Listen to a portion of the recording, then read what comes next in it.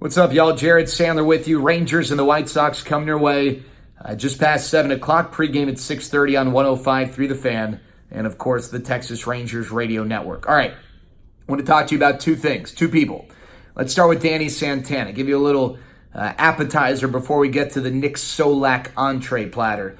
Danny Santana, earlier this week, started at third base. Now, he ended up tweaking his hamstring, legging out a double that game, so his start at third base was cut a little short, but he now joins Harold Castro and Nico Goodrum, both coincidentally of the Tigers, as the only players in Major League Baseball to start, not just play, but start at least one game at first base, second base, third base, shortstop, left field, center field, and right field.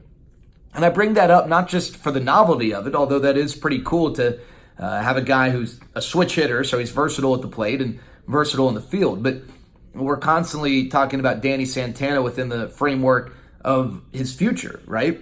What is his future with the Rangers? And I don't know if his future is as a guy who plays one position. Maybe it is. I guess we're going to have to wait and see. I know that it gives the Rangers some flexibility this offseason, so as they're adding and shaping their roster, they don't have to deny themselves the ability to acquire someone because Danny Santana's there, because they can move him around. And here's the thing. It's not like Danny Santana is particularly special at one particular position where you're like, man, it really would be a loss if we can't or don't play Danny Santana at this spot. He's okay at a few positions. I'd be curious about Danny Santana in center field because he's got the speed and the arm. But maybe Danny Santana's future is kind of what his present is. A guy who's in the lineup pretty much every day, playing different spots. I don't see Danny Santana as an everyday first baseman. I think the Rangers would maybe like to use that ability to add a big bat, with that hole at first base. But maybe, long term I don't see it, but maybe short term. But it does give the Rangers a really unique flexibility. Third base, though, is going to be interesting. With Isaiah Kiner-Falefa being sent to the minors, that opens up third base. Logan Forsythe getting some time there now, but I imagine once Danny's hamstring is better, he'll get some time at third base, and he could be someone the Rangers consider for that role next year. Someone else who they could consider, Nick Solak.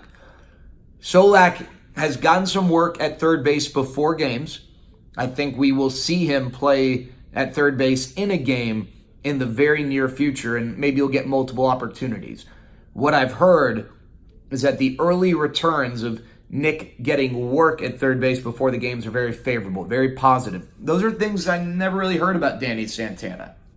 I think the Rangers are going to keep trying Danny Santana at third base, but there's a level of optimism that Nick Solak can become a pretty good third baseman that I didn't hear or haven't heard with Danny Santana.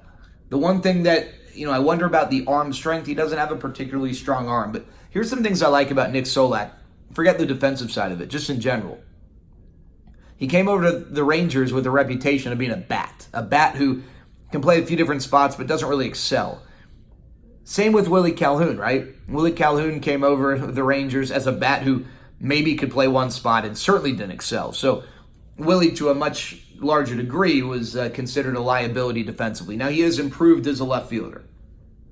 The difference between Willie and Nick, the body types, and maybe not even the body types. I mean, there is a difference, but the speed. Nick Solak runs. Now, is he a Delino DeShields runner? No. But Nick Solak is pretty fast. I like that he has got the athleticism. You can do something with that. Defensively, you can utilize that athleticism in the outfield. Just because you don't run in a straight line at third base, there is a degree of athleticism that is attached to guys who can move like Nick Solak that translates through other capacities, utilizing other skill sets, if that makes sense. So those are some things that really stand out to me about Nick Solak. Now, he's got a hit in every game he's played at the big league level, 4 straight games. The Rangers' record for most hits by a rookie to start his career with the Rangers, Gerald Laird with 8. So Nick Solak halfway there. There you go. That's our Rangers update for today. Hope you'll join us 6:30 pregame, 7 o'clock first pitch on 105 through the Fan and the Rangers Radio Network.